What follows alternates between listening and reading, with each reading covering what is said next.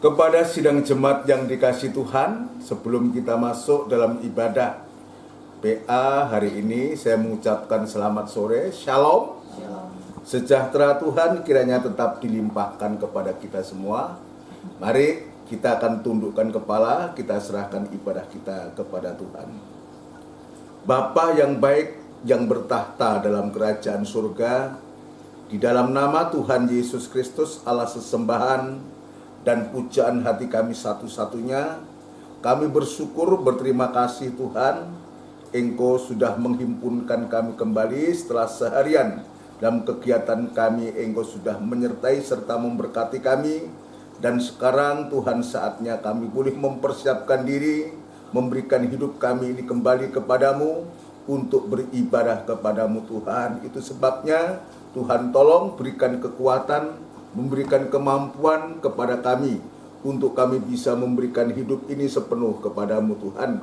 Di saat kami memuji Engkau, di saat kami boleh mendengarkan firman-Mu.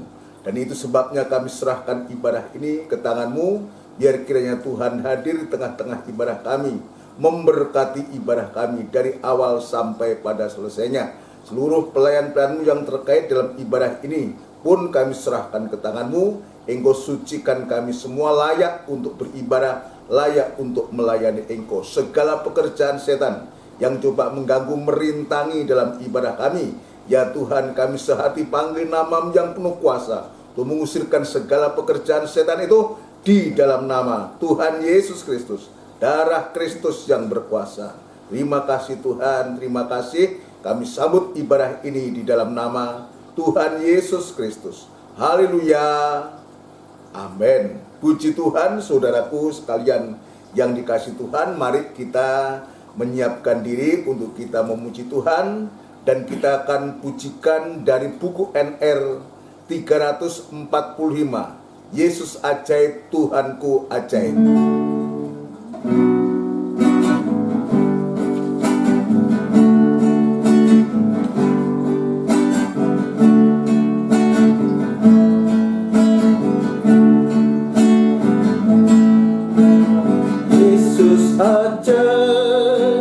Tuhanku ajaib, kasih-Nya ajaib bagiku. Yesus ajaib, Tuhanku ajaib, rahmat-Nya tetap selamanya. Tak berubah kasih-Nya, setiap hari bertambah indahnya, sampai bumi berlalu dan habislah nafasku. Yesusku ajaib bagiku. Dari atas. Yesus ajaib, Tuhanku ajaib, kasih-Nya ajaib bagiku. Yesus ajaib, Tuhanku ajaib, rahmat-Nya tetap selamanya. Tak berubah kasih-Nya, setiap hari bertambah indahnya, sampai bumi berlalu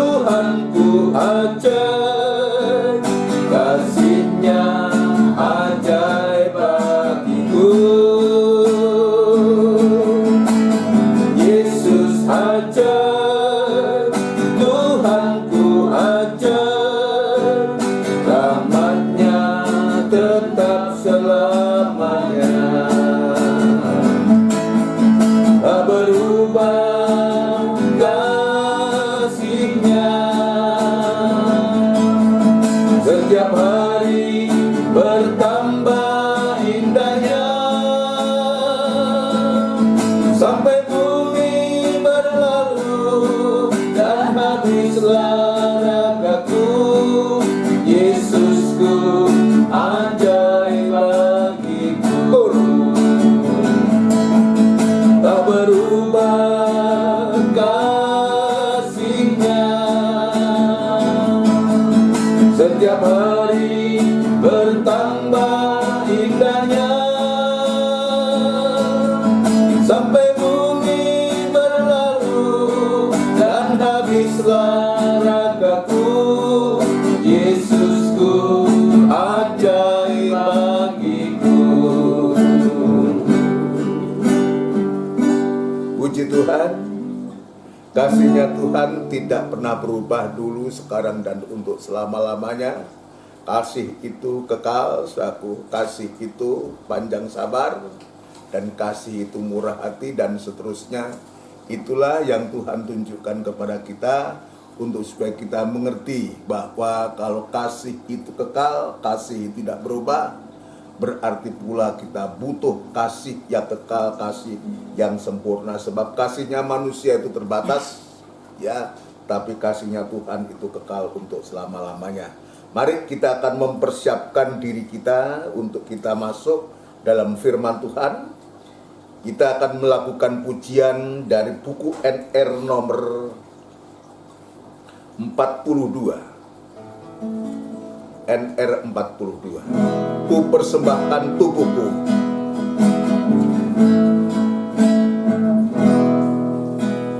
Bapa, ku persembahkan tubuhku sebagai persembahan yang hidup, kudus, dan yang berkenan padamu, sebagai ibadah yang sejati. Ku sembah Kau Tuhan, haleluya. Ku sembah Kau Tuhan, ku serahkan hidupku kepadamu untuk kemuliaan nama-Mu. Ku sembah Kau. Ku sembah Kau Tuhan, Haleluya, haleluya. ku sembah Kau Tuhan, ku serahkan hidupku kepadamu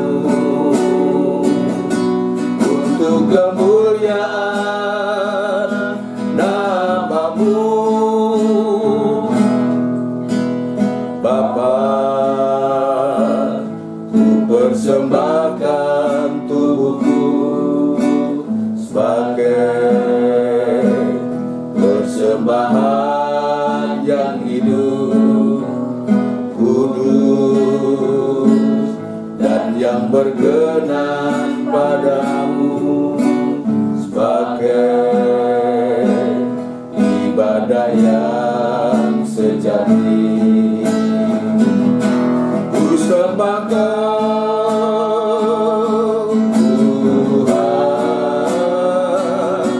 ku sembah Kau Tuhan, Haleluya. ku serahkan hidupku kepadamu untuk kemuliaan nama-Mu. Ku sembah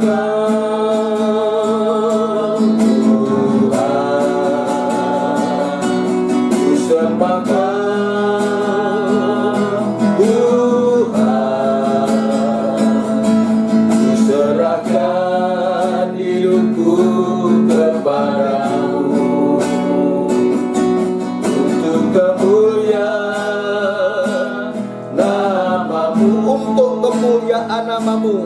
Untuk kemuliaan namamu. Kita bersama tundukkan kepala. Kita memberikan hidup kita kepada Tuhan. Hidup yang penuh dengan kekurangan, penuh dengan kelemahan ini, biar kita serahkan kepada Tuhan. Dan biarlah lewat firman Tuhan, Tuhan akan menolong tubuh yang lemah ini untuk menjadi tubuh yang kuat, sampai betul-betul kita serahkan segenap hidup kita ini kepada Tuhan. Bapa di surga, Bapa yang baik, sungguh Tuhan, Engkau mengetahui keadaan kami. Kami rindu untuk bisa memberikan hidup ini sepenuh kepadamu. Namun demikian Engkau yang mengetahui keadaan kami, dan itu sebabnya kami serahkan hidup ini ke tangan-Mu. Biar Tuhan tetap berkemurahan kepada kami, tetap menyatakan kasih sayang-Mu kepada kami. Sebab kami tanpa Engkau kami tidak berarti apa-apa, dan kami tidak mampu untuk berbuat apa-apa. Dan itu sebabnya Tuhan memberikan pertolongan kepada kami, memberikan hati yang mengasihi Engkau, memberikan hati yang bisa menyembah kepadamu Tuhan.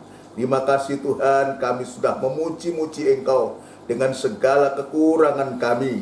Namun demikian Tuhan, kami juga sangat merindukan, bukan saja kami memuji, tapi kami juga sangat membutuhkan firman-Mu. Itu sebabnya Tuhan, Engkau menolong urapi firman-Mu, dan urapi kami sekalian, untuk supaya kami boleh menerima firman-Mu dengan hati yang sungguh-sungguh kepadamu Tuhan. Terima kasih Bapa, terima kasih. Terima kasih, kami berdoa untuk gereja-gereja yang lain yang bersamaan beribadah semacam di tempat ini. Ya Tuhan, kiranya Engkau juga berkemurahan, memakai para hamba-hamba-Mu, para gembala, para pendeta, bersama sidang jemaat-Mu dimanapun mereka berada, dalam tugas penggembalaan, pengurapan yang sama. Tuhan, Engkau nyatakan juga kepada hamba-hamba-Mu semua. Terima kasih Tuhan, demikian pun hamba-Mu ini tetap berserah diri kepadamu. Engkau mengetahui keterbatasan hamba, Engkau tahu kekuatan hamba, kemampuan hamba, dan itu sebabnya hamba berserah diri kepadamu. Biar kemurahan dan belas kasihan-Mu tetap Tuhan nyatakan kepada hamba, untuk mampu untuk menyampaikan firman-Mu dengan benar dan murni, sehingga nyatalah Tuhan, firman-Mu itu boleh memperbaiki kehidupan kami, boleh mengoreksi kehidupan kami, dan kami boleh mengalami penyucian pembaharuan, sampai sewaktu-waktu kami boleh mulia seperti Engkau mulia adanya Tuhan. Terima kasih Bapa, terima kasih sidang jemaat-Mu yang saat ini berada di rumah mereka masing-masing. Biar Tuhan juga menolong, Engkau dudukkan dengan baik, dengan tenang, dan terutama memberikan hatinya untuk selalu merindukan perkataan-Mu Tuhan. Terima kasih kami sambut firman Tuhan di dalam nama Tuhan Yesus Kristus. Haleluya. Amin. Puji Tuhan, saudaraku yang dikasihi Tuhan. Sebelum lanjut dalam pemberitaan firman Allah kembali, saya mengucapkan selamat sore, shalom. Sejahtera Tuhan kiranya tetap dilimpahkan kepada kita semua. Sungguh luar biasa, Tuhan itu perhatiannya dan kasih-Nya tiada pernah berubah, dulu, sekarang, dan untuk selama-lamanya. Ya, kita berterima kasih pula sepanjang hari dalam kegiatan kita masing-masing. Satu, ada yang di ladang, ada yang bekerja di kantor, bahkan ada yang di kota, di desa, bahkan di luar pulau, jauh dari keluarga. Namun demikian kita percaya bahwa Tuhan itu tidak pernah membiarkan dan meninggalkan kita. Dan kita bersyukur kalau sore hari ini kita sudah memberikan waktu untuk Tuhan. Kalau kita memberikan waktu untuk Tuhan atau kepada Tuhan, dan Tuhan pun sangat peduli terhadap kita. Kalau kita bisa memberikan sesuatu yang baik kepada Tuhan, maka Tuhan itu tidak pernah menipu kita, maka Tuhan juga pasti juga akan memberikan yang terbaik kepada kita. Sekalipun kendati pun demikian, kita menyadari kita banyak kekurangan, banyak kelemahan, tetapi kalau kelemahan kita, kekurangan kita bawa kepada Tuhan, biar Tuhan jua lewat firman-Nya akan menolong kita, akan memberikan kekuatan dan semangat yang baru, Sehingga ketika kita diperhadapkan dengan suatu kesulitan-kesulitan yang sedang kita hadapi, maka tidak sampai kita harus berputus asa, apalagi tinggalkan Tuhan. Ini yang Tuhan tunjukkan. Itu sebabnya bahwa di hari-hari kita masih dalam suasana pencurahan Roh Kudus, saudaraku. Hari Minggu itu merupakan ibadah pencurahan Roh Kudus. Dunia atau gereja di dunia sedang memperingati semua, tetapi hal itu sudah terjadi 2000 tahun yang lalu, saudaraku. Dan kita juga tahu bagaimana ketika Roh Kudus itu dicurahkan, dan Tuhan lewat rohnya ini juga memakai para hamba-hamba Tuhan. Dalam hal ini Petrus dan kawan-kawan begitu heran dipakai oleh Tuhan, saudara sekalian, diberikan keberanian. Dan saya mengatakan, yang tadinya Petrus ini seorang pengecut, saudaraku, seorang pengecut, seorang yang berkhianat, yang menyangkal Tuhan sampai 3 kali, saudaraku. Namun demikian Petrus ini mendapatkan kemurahan Tuhan. Ya, bukan hanya dipakai oleh Tuhan, tapi dia juga dipercayakan untuk menggembalakan jemaat Tuhan, menggembalakan domba-dombanya Tuhan. Ya, ini yang Tuhan tunjukkan. Kisah Rasul yang kita lihat bagaimana ketika mereka dipenuhkan oleh Roh Kudus, Roh Kudus dicurahkan itu, Roh Kudus juga memakai kehidupan-kehidupan setelah memenuhkan mereka. Maka sungguh-sungguh keberanian dari rasul-rasul itu, setelah ya Matias ya ditahbiskan, diangkat untuk menggantikan Yudas itu, saudaraku, maka genap 12 murid itu kembali dan mereka bekerja sesuai dengan apa yang dijanjikan oleh Tuhan. Dalam Kisah Rasul pasal yang pertama ayat yang ke-8 dia sebutkan, tetapi kamu akan menerima kuasa kalau Roh Kudus turun ke atas kamu, dan kamu akan menjadi saksiku di Yerusalem dan di seluruh Yudea dan Samaria dan sampai ke ujung bumi. Apa yang disaksikan? Ya, apa yang disaksikan oleh murid-murid ini, saudara sekalian, hari Minggu saya menyebutkan yang disaksikan murid-murid ini bukan hebatnya dia karena dipenuhkan oleh Roh Kudus. Bukan itu, tapi yang disaksikan itu perbuatan-perbuatan Tuhan yang besar.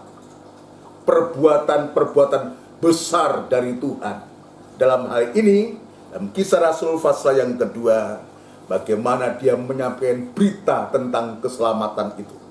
Berita tentang pertobatan itu, saudaraku, betul-betul disampaikan. Kenapa? Sebab keselamatan inilah, ya, pertobatan itulah yang sangat dibutuhkan di saat itu. Ya, berita yang mendorong atau mengajak untuk menarik ya siapapun juga untuk percaya dan menerima Yesus, termasuk orang-orang Yahudi sendiri. Ya, ketika mereka berdialog, ketika Petrus dia menyatakan berita tentang keselamatan ini, dan Petrus menegaskan, ya, jadi seluruh kaum Israel harus tahu dengan pasti. Jadi ini satu berita yang pasti, berita yang harusnya didengar oleh orang Israel atau orang Yahudi sendiri. Di samping itu juga bangsa-bangsa lain yang mendengar saat itu di sana, mutlak untuk bisa menerima berita tentang pertobatan ini, berita tentang keselamatan, untuk menarik jiwa-jiwa yang belum percaya dan menerima Yesus sebagai Tuhan dan Juru Selamatnya. Jadi Roh Kudus itu yang memberikan kemampuan yang ajaib, ya, untuk murid-murid ini berani hati. Sebab ayat mengatakan Allah memberikan roh, bukan roh ketakutan, tapi roh yang membangkitkan kekuatan, membangkitkan satu semangat, membangkitkan satu gairah, membangkitkan hati yang berkobar-kobar tentang kasihnya Allah itu dengan kesungguhan hati. Kita akan kembali membaca dalam Kisah Rasul pasal yang kedua, ayat yang ke-36. Kisah Rasul pasal yang kedua ayat yang ke-36. Jadi seluruh kaum Israel harus tahu dengan pasti. Ini setelah Roh Kudus dicurahkan, Dan betul-betul ya Petrus bersama 11 murid yang lain, rasul yang lain begitu membara, maka dia mengatakan, jadi seluruh kaum Israel harus tahu dengan pasti, terus bahwa Allah telah membuat Yesus yang Bahwa kamu salibkan itu. telah membuat Yesus yang kamu salibkan itu, jelas yang menyalibkan yang menyalibkan Tuhan Yesus jelas orang-orang Israel, orang-orang Yahudi saat itu, yang kamu salibkan itu Menjadi Tuhan dan Kristus. Nah, ini yang sampai hari ini, saudara sekalian, ya, bangsa Israel atau orang-orang Yahudi itu belum menerima Yesus sebagai Tuhan dan Juru Selamat. Dia menanti Mesias yang akan datang. Dia tidak mengerti bahwa Yesus adalah Mesias yang sudah datang, tetapi dia sudah memperlakukan yang tidak adil. Bahkan disebutkan, yang kamu salibkan itu menjadi Tuhan dan Kristus. Dan itu sebabnya kita lihat nanti perkembangannya. Sampai hari ini bangsa Israel itu, ya, orang Yahudi itu masih belum menerima Yesus. Dalam statistik, saudara, ya, di Israel itu justru orang Kristen itu sangat kecil. Ya, kalau orang dari agama lain, dari golongan Arab, suatu dari ya Muslimnya justru lebih banyak. 14% saya mendengar itu Muslim yang ada di Yahudi di Israel itu 14%. Bayangkan. Tetapi orang Kristen hanya 2% saja. Ini bandingkan, saudara. Bandingkan. Ini luar biasa. Orang luar biasa. Itu sebabnya ya penting berita nanti yang akan kita sampaikan harus diarahkan ke sana. Kenapa justru nanti pada akhirnya bangsa kafir ini dipilih oleh Tuhan? Kita akan lihat. Kita akan lihat. Tetapi satu hal, Petrus sudah menyerukan bahwa seluruh kaum Israel harus tahu dengan pasti bahwa Allah telah membuat Yesus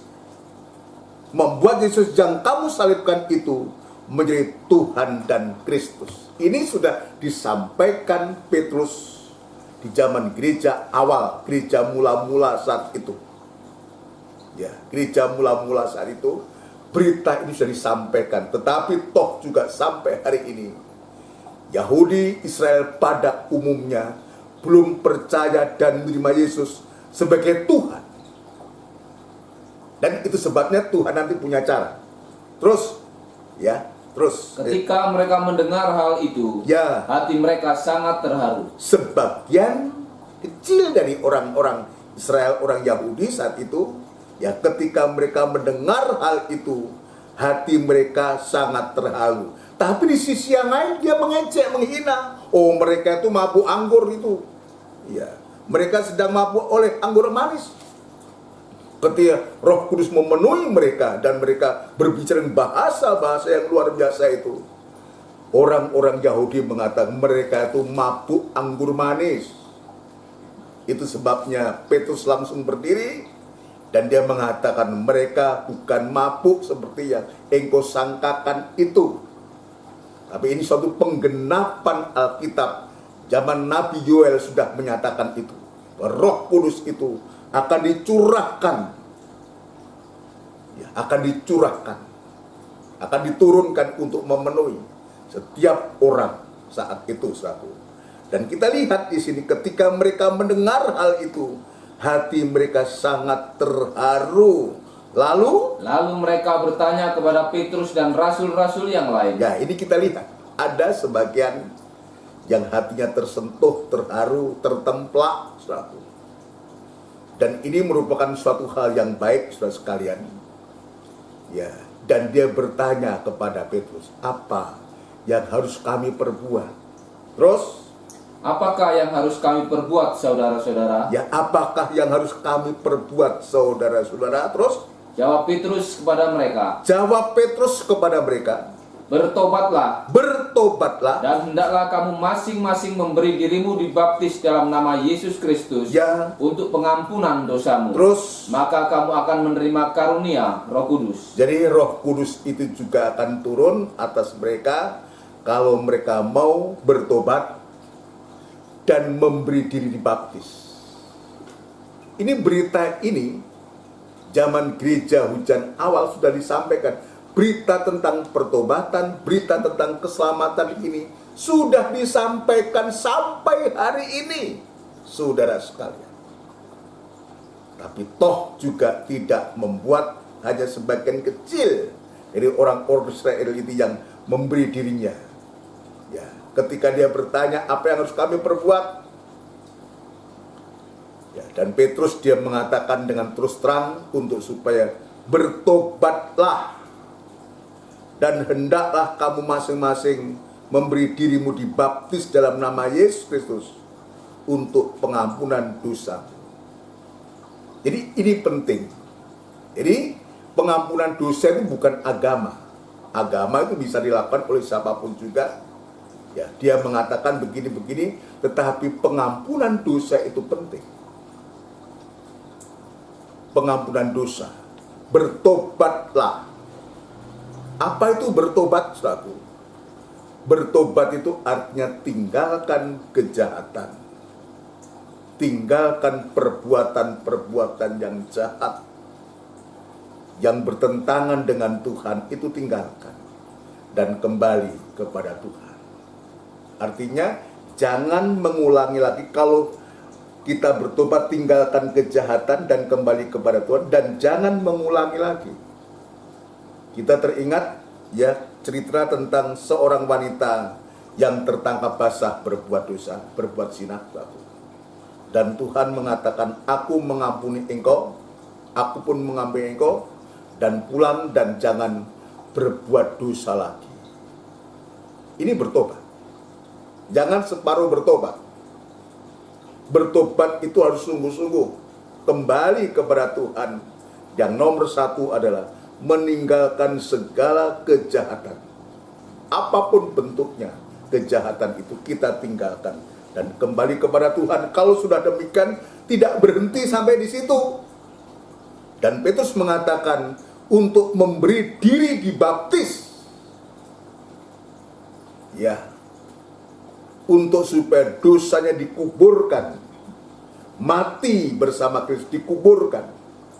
Dan dia bangkit, saudaraku, dari baptisan air ini. Untuk bisa mendapatkan kehidupan yang baru. Mendapatkan hati nurani yang baik. Bukan hati nurani yang jahat itu. Bukan. Tapi untuk mendapatkan baptisan air atau kelahiran baru ini.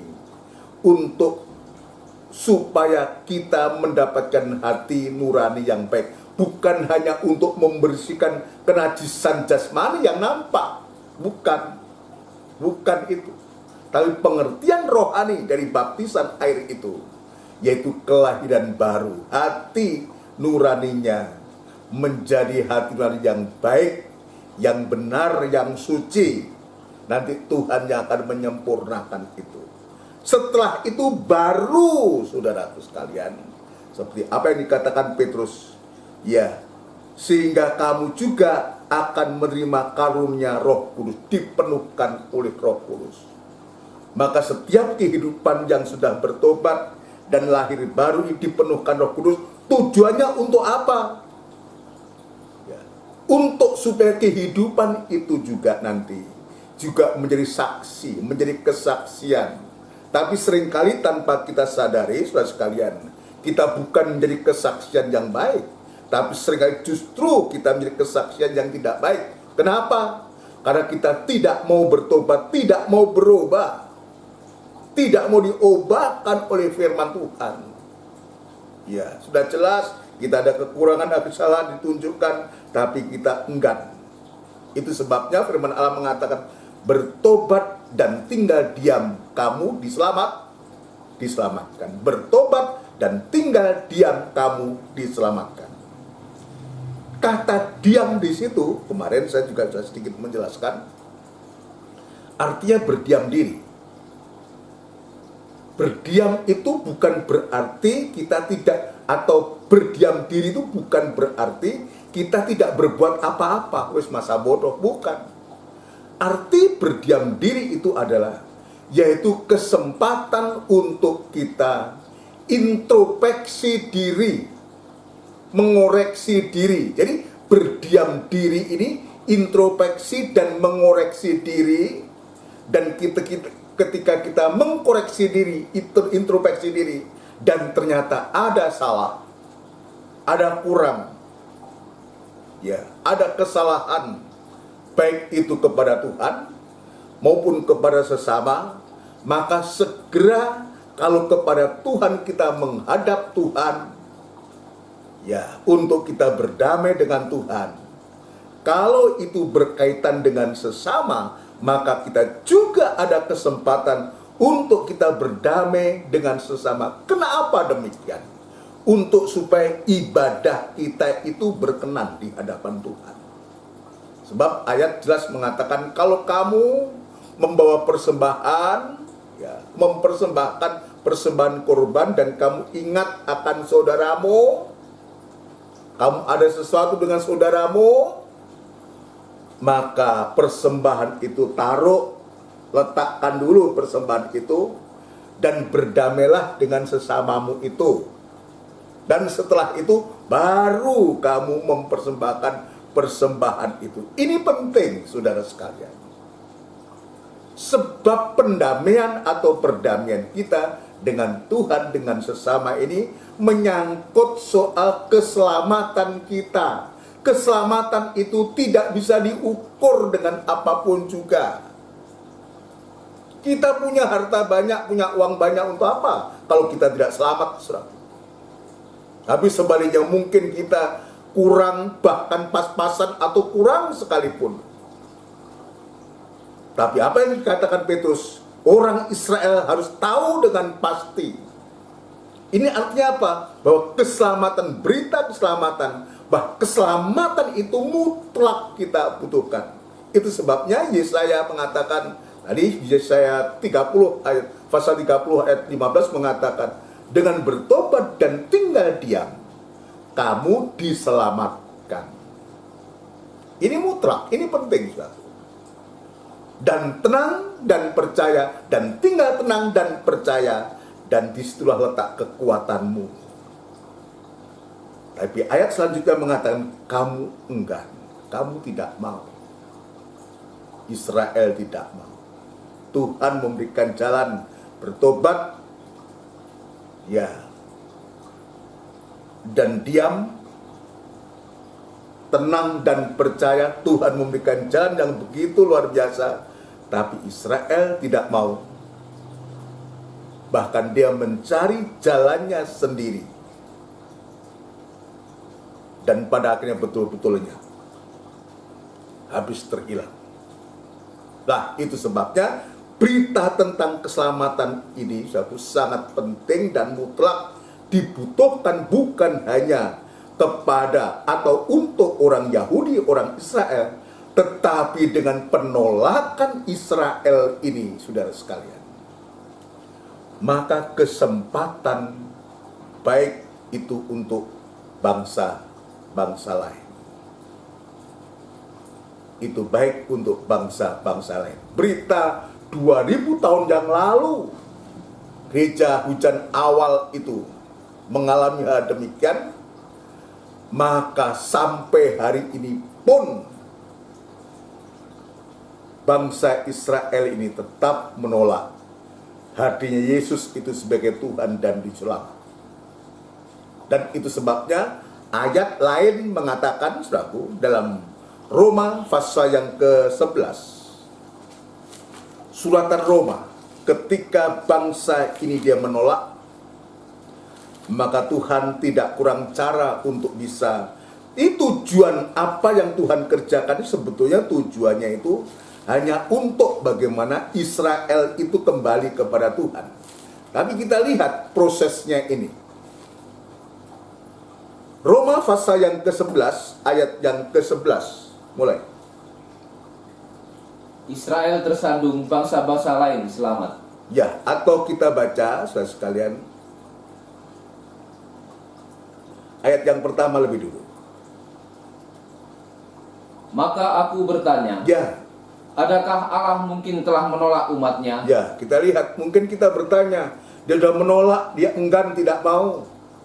berita keselamatan, berita pertobatan sudah disampaikan. Dan bahkan tadi saya katakan, kaum Israel harus tahu dengan pasti, Ia yang dia salibkan itu, dia akan menjadi Tuhan dan Kristus. Itu sudah disampaikan oleh Petrus di zaman gereja hujan awal. Dia menolak. Tetapi ayat yang pertama yang diulangi, Maka aku bertanya, ya, adakah Allah mungkin telah menolak umatnya? ya, adakah Allah mungkin telah menolak umatnya? Terus, Sekali-kali tidak. jadi ini perjanjian Tuhan kepada Israel itu kekal, saudara sekalian, sampai hari ini.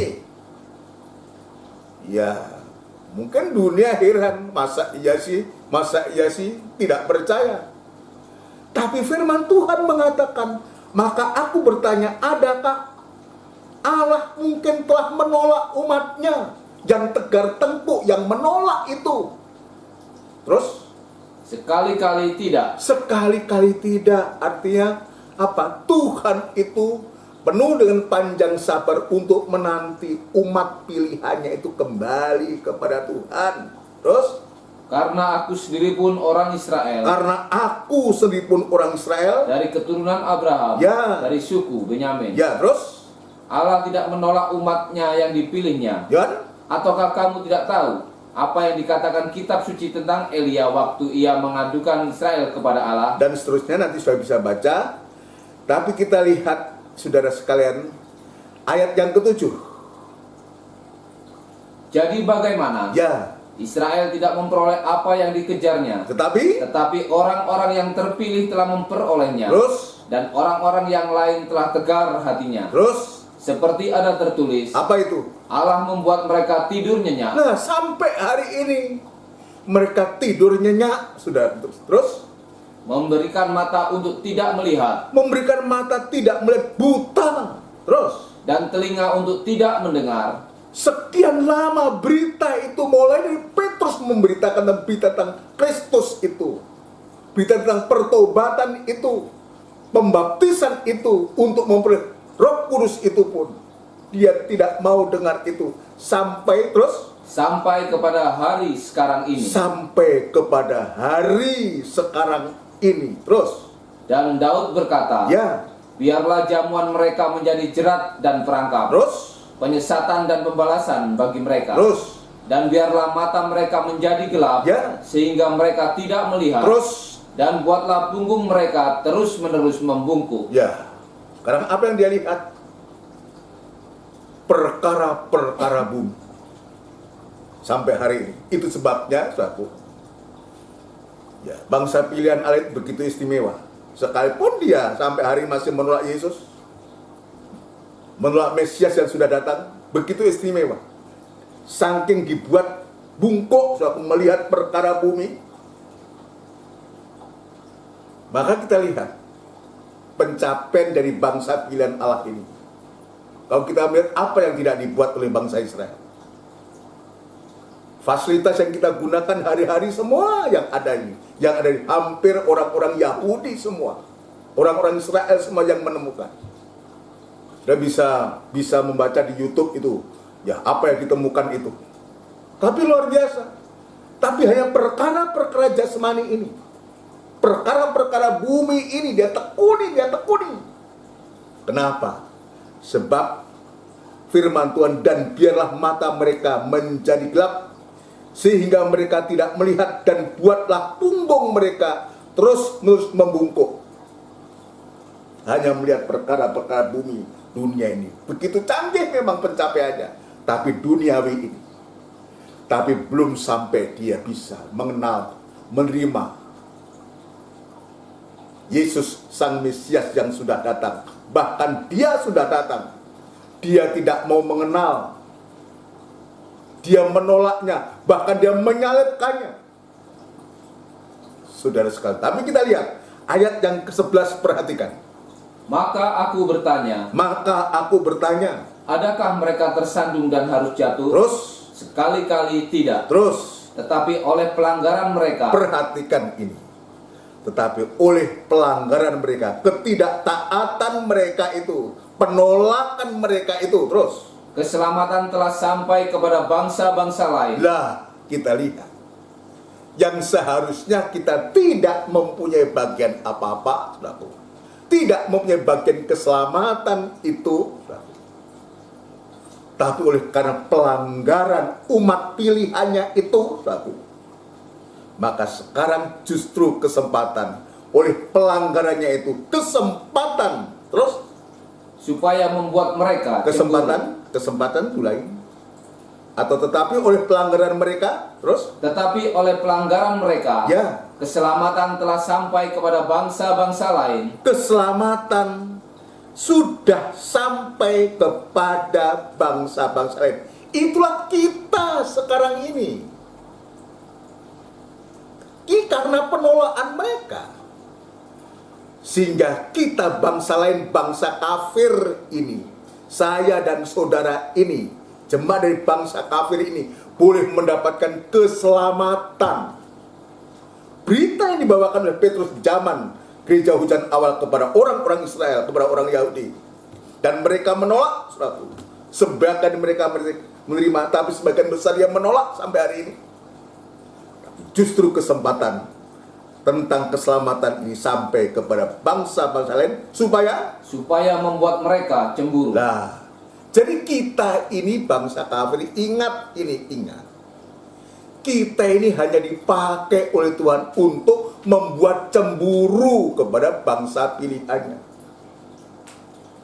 Tetap sasaran Tuhan itu tidak pernah berubah, kasihnya, kasih sayangnya kepada Israel itu tidak pernah berubah. Itu sebabnya yang pertama, aku berkata, adakah Allah mungkin telah menolak umatnya? Rasul Paulus mengatakan, sekali-kali tidak, karena aku sendiri pun orang Israel dari keturunan Abraham, dari suku Benyamin, dan seterusnya. Tapi justru penolakannya dia ini, justru ini merupakan suatu kesempatan kepada kita bangsa kafir. Nah, kalau kita melihat semacam ini, bukan tanpa tujuan Tuhan itu memberikan kesempatan kepada bangsa kafir. Artinya apa? Ada saatnya kalau sampai bangsa pilihannya tidak menerima kembali kepada Tuhan, artinya kesempatan untuk bangsa lain ini tertutup. Karena apa? Karena hanya dipakai untuk membuat mereka cemburu. Ini sekalian. Itu sebabnya dari pihak kita, dari bangsa kafir ini, jangan kita menjadi sombong.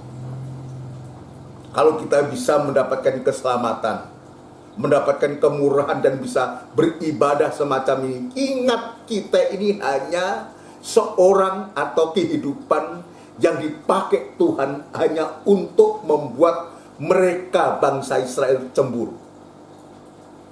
Kok justru orang kafir, kok dia mendapatkan juga bagian yang sepertinya ya mestinya bagianku. Nah, itu sebabnya ayat mengatakan, saudaraku, ya, ayat 17, perhatikan. Karena itu, apabila beberapa cabang telah dipatahkan dan kamu sebagai tunas liar telah dicangkokkan di antaranya dan turut mendapat bagian dalam akar pohon zaitun yang penuh getah, Ya, janganlah kamu bermegah terhadap cabang-cabang itu. lah, coba Paulus sebutkan di sini ya, cabang telah dipatahkan. Bangsa Israel bagian cabang yang telah dipatahkan, dan kamu sebagai tunas liar dicangkokkan. Jadi kita ini cabang aslinya saya dipatahkan. Lah kita ini cabang liar, saudaraku. Ya, dan kamu sebagai tunas liar telah dicangkokkan di antaranya dan turut mendapat bagian dalam akar pohon zaitun yang penuh getah. Janganlah kamu bermegah terhadap cabang-cabang itu. Jadi tadi saya mengatakan, kalau kita sekarang bisa seperti sekarang ini, bisa beribadah, kita bisa menerima keselamatan oleh karena kita bertobat, saudaraku, dan kita bisa lahir baru dan kita dipenuhkan Roh Kudus. Ini jangan membuat sekali lagi kita menjadi sombong dan bermegah. Bagi bermegah disebutkan, ya, janganlah kamu bermegah terhadap cabang-cabang itu. kita merasa sok dan semua. Tidak. Kita hanya dipakai oleh Tuhan hanya untuk membuat cemburu. Tuhan masih ingin dan terus bagaimana umat pilihannya itu dia bisa kembali kepada Tuhan Allah, bisa kembali kepada yang empunya itu. Puji Tuhan. Ini yang harus kita sadari. Teruskan, Mas. Jikalau kamu bermegah, Ya, ingatlah ingatlah, jikalau kamu bermegah, ingatlah bahwa bukan kamu yang menopang akar itu, bahwa bukan kamu yang menopang akar itu. melainkan akar itu yang menopang kamu. Ya, Mungkin kamu akan berkata, ya, ada cabang-cabang yang dipatahkan, Ya. supaya aku dicangkokkan di antaranya sebagai tunas. terus, Baiklah, baiklah, mereka dipatahkan karena ketidakpercayaan mereka, terus, dan kamu tegak tercacat karena iman. ya, Janganlah kamu sombong, Ya. tetapi takutlah. terus. Sebab kalau anak Allah tidak menyayangkan cabang-cabang asli, Sebab kalau Allah tidak menyayangkan cabang-cabang asli, Ia juga tidak akan menyayangkan kamu. Sebab itu, ya, perhatikanlah kemurahan Allah dan juga kekerasannya, yaitu kekerasan atas orang-orang yang telah jatuh, terus, tetapi atas kamu kemurahannya, ya, yaitu jika kamu tetap dalam kemurahannya. ya. Jika tidak, kamu pun akan dipotong juga. Nah, kepada kita bangsa Israel, kalau kita tetap dalam kemurahannya, maka kita akan melekat. Tetapi sebaliknya, kalau kita tidak dalam kemurahan, maka kita pun juga akan dipotong. Ingat itu. Jadi, apapun keadaan kita, saudaraku sekarang ini, siapapun kita, apapun keadaan kita, keselamatan itu hal yang nomor satu. Itu penting. Betapa Tuhan itu berjuang juga untuk umat pilihannya. Untuk supaya Rasul Paulus mengatakan dalam Injil, dalam ayat yang ke-13, coba kita lihat. Atau ayat 12. Sebab jika pelanggaran mereka berarti kekayaan bagi dunia, Terus, dan kekurangan mereka kekayaan bagi bangsa-bangsa lain, ya, terlebih-lebih lagi kesempurnaan coba mereka. kita lihat bangsa ini. Paulus mengatakan pelanggaran mereka berarti kekayaan. Kekurangan mereka kekayaan bagi bangsa-bangsa lain. Terlebih-lebih lagi kesempurnaan mereka. Kita akan bisa membayangkan kalau kekurangan kita itu membuat kita bisa mendapatkan keselamatan, kekayaan bagi dunia. Kekurangan mereka menjadi kekayaan bangsa-bangsa, bagaimana kelebihannya dia, kesempurnaannya dia. Saudara sekalian, tapi kita lihat ayat 13. Aku berkata kepada kamu, hai bangsa-bangsa bukan Yahudi. Artinya Paulus dia mengingatkan kepada kita bangsa kafir. Aku berkata kepada kamu, hei bangsa-bangsa bukan Yahudi. Justru karena aku adalah rasul untuk bangsa-bangsa bukan Yahudi. Ya, jadi rasul kita itu sebetulnya adalah Rasul Paulus. Kenapa? Rasul Paulus ini adalah rasulnya bangsa, orang-orang dari bangsa kafir. Ya, justru karena aku adalah rasul untuk bangsa-bangsa bukan Yahudi, aku menganggap hal itu kemuliaan pelayananku. Aku menganggap hal itu kemuliaan pelayananku, yaitu kalau aku dapat membangkitkan cemburu di dalam hati kaum sebangsaku, terus menurut daging, dan dapat menyelamatkan beberapa orang dari mereka. Lah ini, Paulus pun juga demikian. Hatinya tetap rindu. Apapun dia sebagai rasul, dia menyebut rasulnya bangsa kafir, tetapi hatinya tetap hati kecilnya. Rindu untuk bisa juga menyelamatkan sebagian bangsanya yang sampai hari ini ya belum percaya dan terima Yesus itu sebagai Tuhan dan Juru Selamat. Tetapi kepada kita sekarang, bangsa-bangsa yang bukan Yahudi, yang sudah mendapatkan kemurahan Allah ini, ayolah, ayat mengatakan, sebab itu perhatikan kemurahan Allah dan juga kekerasannya, yaitu kekerasan atas orang-orang yang telah jatuh, tetapi atas kamu kemurahannya. Ya, perhatikan, yaitu kekerasan atas orang-orang yang telah jatuh, tetapi atas kamu ini bangsa kafir kita, kemurahannya, yaitu jika kamu tetap dalam kemurahannya. Jika tidak, maka kamu pun akan dipotong juga. Artinya, kita yang sudah dalam kemurahan, bila kita tetap dalam kemurahannya sampai Yesus datang yang kedua kali. Saudara sekalian, tetap dalam kemurahannya, apapun keadaan yang sedang kita hadapi, biar kita minta kepada Tuhan Roh Allah itu yang sudah dicurahkan 2000 tahun yang lalu atas gerejanya. Roh yang sama itu juga akan memenuhi kita, gereja Tuhan di zaman akhir ini, saudara sekalian. Gereja hujan akhir ini bukan saja kita ini untuk supaya kita terus kembali kepada ajaran-ajaran dasar semacam itu. Kalau Tuhan sebutkan kita dalam kemurahannya, itu artinya apa? Kita kehidupan-kehidupan yang sudah bertobat, orang-orang yang sudah percaya dan bertobat dan lahir baru. Ya, dan dipenuhkan oleh Roh Kudus. Artinya, maka kehidupan kita kembali kepada apa dalam Kisah Rasul pasal 1 ayat 11. Tuhan mengingatkan kepada murid-murid, ya, lewat 2 malaikat itu, 2 utusan dari surga itu. Apa yang kau lihat? Dia yang naik itu, maka dia akan datang seperti apa yang kau lihat.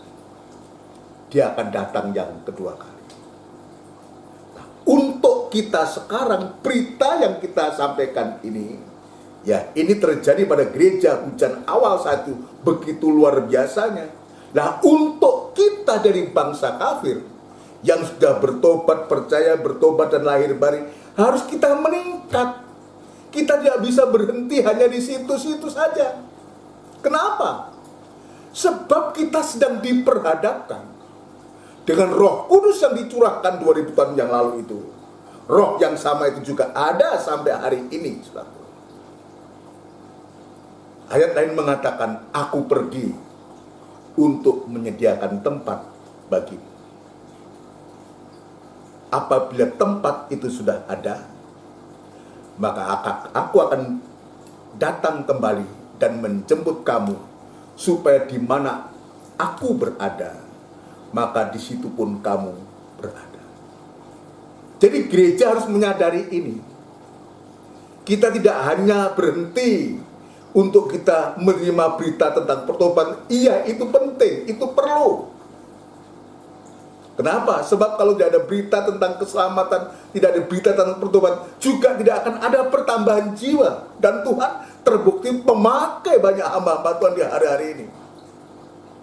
Bagaimana orang-orang yang dipakai oleh Tuhan untuk memenangkan jiwa-jiwa baru datang kepada Tuhan. Baik itu orang awam, orang biasa, pejabat-pejabat, dan orang-orang yang terkenal. Melalui hamba-hamba Tuhan yang dipercayakan untuk menyampaikan berita tentang keselamatan, Tuhan pakai dan mereka datang kepada Tuhan, percaya kepada Yesus. Tetapi bagi kita sudah sekian lama menjadi Kristen, menjadi anak-anak Tuhan, sudah percaya, bertobat, lahir baru dan dipenuhkan Roh Kudus, jangan berhenti. Pandangan kita harus seperti apa yang dikatakan oleh 2 utusan itu. Apa yang kau lihat? Yesus itu yang telah naik. Dia akan datang yang kedua kali. Nah, itu sebabnya yang kita harus persiapkan itu, ya, kalau kelahirannya sudah, kematiannya sudah, kenaikannya sudah, yang belum ini, ya, pencurahan Roh Kudus juga sudah. Yang belum ini adalah kedatangannya yang kedua kali.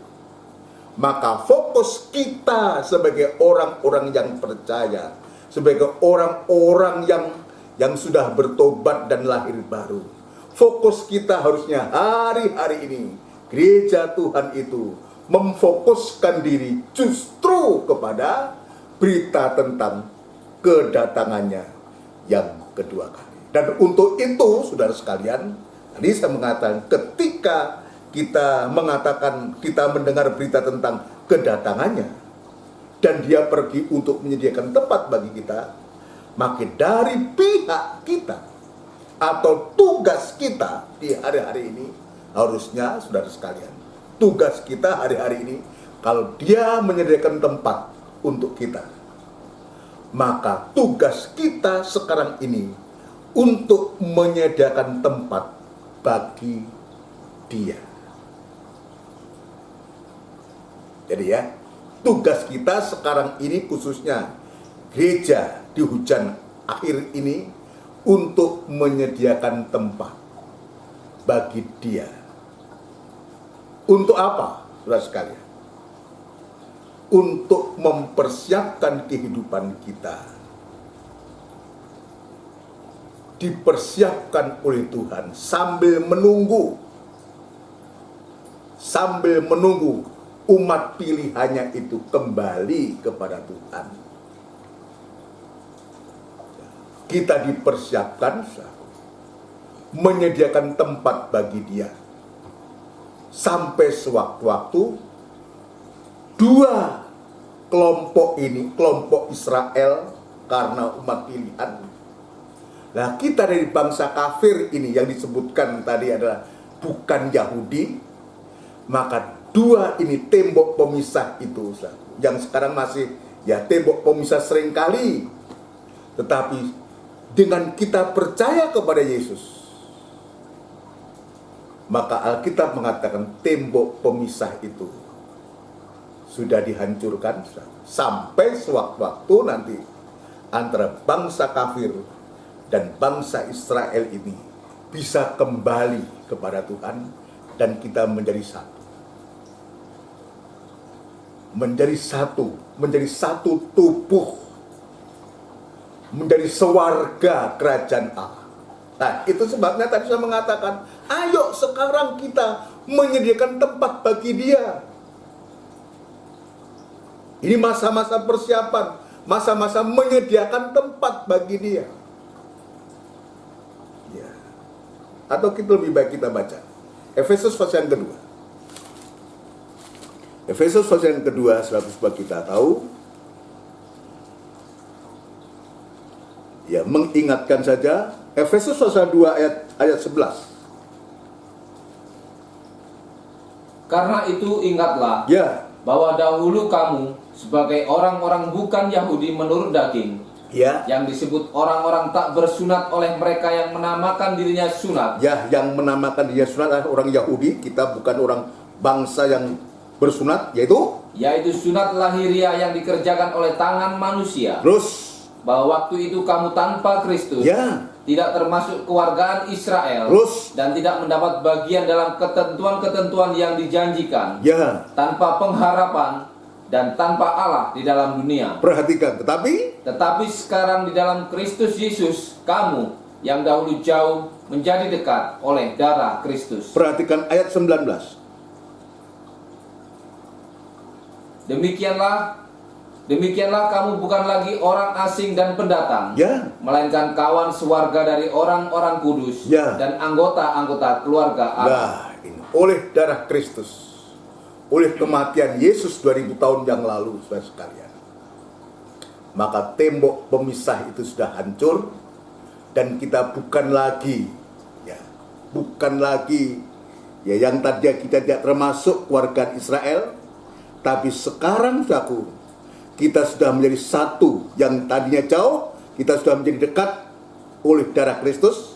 Dan ayat 19 ini jelas mengatakan, kamu bukan lagi orang asing dan pendatang, melainkan kawan sewarga dari orang-orang kudus dan anggota-anggota keluarga Allah. Terus, yang dibangun di atas dasar para rasul dan para nabi, ya, dengan Kristus Yesus sebagai batu penjuru. ayat 21, Di dalam Dia tumbuh seluruh bangunan, Ya. rapi tersusun, Terus. menjadi bait Allah yang kudus Terus. di dalam Tuhan. ya, Di dalam Dia kamu juga turut dibangunkan menjadi tempat kediaman Allah di dalam Roh. nah, kata kamu di dalam Dia, kamu juga.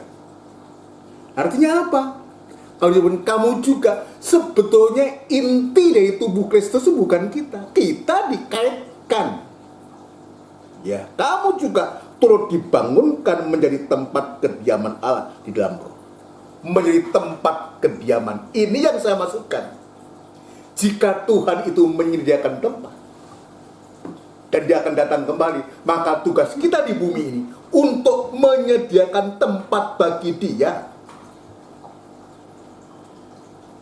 Menyediakan tempat bagi dia. Lalu tempatnya dia itu di mana? Oh, dia datang nanti sebagai kepala. Dia datang sebagai kepala, sebagai kepala daripada tubuh itu. Maka dia akan datang untuk menempati tempatnya. Tempat yang ada pada kepalanya ada di atas tubuh. Jadi tempatnya kepala itu ada di atas tubuh. Nah, sekarang tugas kita, anak-anak Tuhan, gereja Tuhan, khususnya bangsa kafir ini adalah tugasnya untuk menyediakan tempat bagi kepala. Ketika kepala itu datang, maka kepala itu sudah ada tempat. Tetapi satu hal yang menjadi keluh kesah daripada Tuhan sampai hari ini, tubuhnya itu belum bisa menjadi tempat. Belum bisa menjadi tempatnya kepala. Buktinya Tuhan mengatakan, serigala ada liangnya, burung ada sarangnya, tapi tidak ada tempat untuk anak manusia meletakkan kepalanya. Kenapa? Sebab tubuhnya sampai hari ini belum merupakan tubuh yang sempurna. Masing-masing anggota tubuh mau mencari jalannya sendiri. Ada yang merasa diri lebih hebat daripada yang lain. Ada yang mengatakan, aku kaki nggak perlu tangan, aku tangan nggak perlu kaki. Ya, seolah merasa diri benar. Ini yang dikeluhkan Tuhan. Padahal Tuhan jelas untuk kita, jika Ia menyediakan tempat bagi Dia, maka tugas kita juga menyediakan tempat untuk Dia. Tempatnya Dia ada di atas tubuh. Kalau tubuh itu belum bisa bersatu, masih saling menyalahkan, masih saling merasa diri benar. Ada yang mengatakan aku lebih suci dan semua. Bagaimana tidak ini menjadi keluh kesah daripada Tuhan? Itu sebab Tuhan tidak heran mengatakan, serigala sudah ada liangnya. Kemarin saya menjelaskan, lubang atau liang serigala bukan hanya untuk tidur, tapi juga tempat untuk berkembang biak. Serigala ini bicara tentang kejahatan. Burung ada sarangnya. Tadi saya juga mengatakan, sarangnya burung ini bukan hanya untuk tidur, tapi juga untuk berkembang biak. Saudara sekalian, coba kita lihat. Serigala, burung sudah berkembang biak begitu luar biasa. Sudah beranak pinak berkembangnya begitu luar biasa. Tetapi kita tidak pernah terpikirkan ketika dia mengatakan, tetapi anak manusia tidak ada tempat untuk meletakkan kepala. Inilah tugas kita di hari-hari ini. Tugas kita di hari-hari ini. Untuk kita memeriksa diri. Tadi Roma mengatakan, kita tetap dalam kemurahan kalau kita tetap dalam kemurahannya. Kita mendapatkan kemurahan kalau kita tetap dalam kemurahannya. Saatnya untuk kita memikirkan ini, saudara sekalian. Memikirkan ini. Lalu bagaimana caranya untuk supaya betul-betul kita bisa menyediakan tempat bagi Dia? Ya, maka mau tidak mau, suka atau tidak suka. Ayat mengatakan, bukan kita mengabaikan ajaran dasar, bukan kita mengabaikan berita tentang keselamatan atau pertobatan, tetapi bagi kita yang sudah diselamatkan, ya, sudah dilahirkan baru ini, harus mau meningkat untuk juga menerima berita tentang penyempurnaan atau kesempurnaan. Kalau Injil keselamatan itu untuk membawa kehidupan manusia yang belum percaya dan untuk bisa mendapatkan keselamatan, untuk bisa bertobat. Tetapi yang kedua ini, saudara sekalian, ya, ada dua penyampaian, suatu, ya, berita penginjilan atau berita tentang Injil keselamatan itu untuk menarik, untuk memenangkan jiwa-jiwa sebanyak-banyaknya kita bawa kepada Tuhan. Berita yang kedua ini, Injil tentang kemuliaan Kristus ini, ada, atau saya sebutkan, biasa sebut, itulah firman pengajaran ini. Ini firman pengajaran yang lebih tajam dari pedang bermata dua ini, atau kalau saya istilahkan dalam kalangan kita, kabar mempelai ini, sebab justru mempersiapkan kehidupan kita. Ya, bukan saja tentang bertobat, percaya, lahir baru, tapi mempersiapkan kita setelah kita diselamatkan, untuk kita dipersiapkan untuk menyambut kedatangan Tuhan yang kedua kali. Yang tadi saya mengatakan, dia sudah menyediakan tempat bagi kita. Jadi tadi saya katakan, cara kita untuk menyediakan tempat bagi dia itu adalah sekarang kita tingkatkan ibadah rohani kita lewat firman pengajaran ini untuk kita dipersiapkan oleh Tuhan. 2 Korintus pasal yang keempat. Ya, 2 Korintus pasal yang keempat, saudaraku. Ya, mohon waktu sedikit ya, karena ini PA, jadi saya akan menjelaskan sedikit, saudaraku. Ini yang perlu dan penting untuk kita perhatikan. Ayat yang ketiga dan keempat, atau yang kelima, 3, 4, 5. Jika Injil yang kami beritakan masih tertutup juga, Ya, maka ia tertutup untuk mereka yang akan binasa. terus yaitu orang-orang yang tidak percaya. Yaitu orang-orang yang tidak percaya. Itulah yang mereka, ya, dia katakan berita. Ya, jika Injil yang kami beritakan masih tertutup juga, maka ia tertutup untuk mereka yang akan binasa, yaitu orang-orang yang tidak percaya, yang pikirannya telah dibutakan oleh ilah zaman ini. yang dibutakan oleh ilah zaman ini. Apa ilah zaman ini? Kekerasan hati. Ini yang membuat mata hati buta itu, karena keras hati itu. Ya, sini yang membuat hati tidak percaya kepada Tuhan, terus sehingga mereka tidak melihat cahaya Injil tentang kemuliaan Kristus. Ya, sehingga yang mereka gambaran Allah. tidak melihat cahaya Injil tentang kemuliaan Kristus yang adalah gambaran Allah. Tidak bisa menerima cahaya Injil tentang kemuliaan Kristus. Itulah firman pengajaran, itulah kabar mempelai yang mempersiapkan kehidupan kita untuk kita nanti menjadi tempat kediamannya Tuhan. Pengajaran mempelai ini untuk mempersiapkan gerejanya itu menjadi gereja yang sempurna, sehingga kemudian jika dia datang, dia langsung pada tempatnya, yaitu di atas tubuh. Tempat kepala itu di atas tubuh. Lalu prosesnya kayak apa? Tuhan mempersiapkan kita lewat cahaya Injil tentang kemuliaan Kristus ini, yaitu lewat firman pengajaran yang diungkap bukakan, firman pengajaran yang diilhamkan, bukan diilmiahkan, saudara sekalian. Bukan firman yang dicari kebenarannya. Firman ini sudah benar. Firman ini sempurna. Firman ini pribadi Allah sendiri. Untuk apa kita mencari kebenarannya? Yang kita lakukan harusnya karena firman Allah pribadi Tuhan ini sempurna.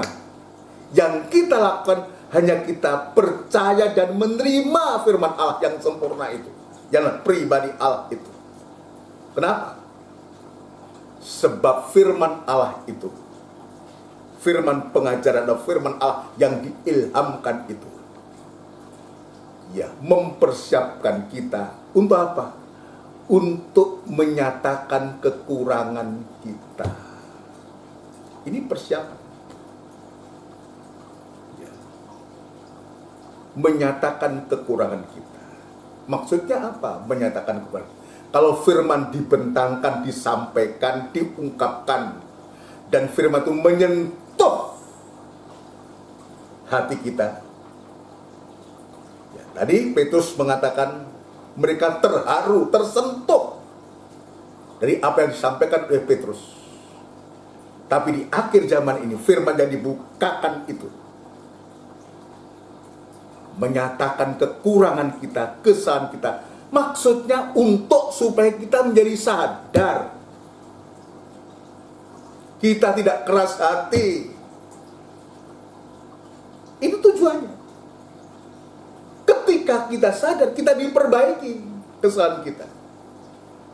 Ini proses untuk kita menyiapkan diri, menyiapkan tempat untuk Tuhan. Lewat firman pengajaran ini. Dan urapan Roh Kudus itu dinyatakan kepada gerejanya, kepada kita, untuk betul-betul kemudian kita mengalami suatu pembaharuan. 2 Timotius pasal yang ketiga. 2 Timotius pasal yang ketiga. 2 Timotius pasal yang ketiga, saudara sekalian ya.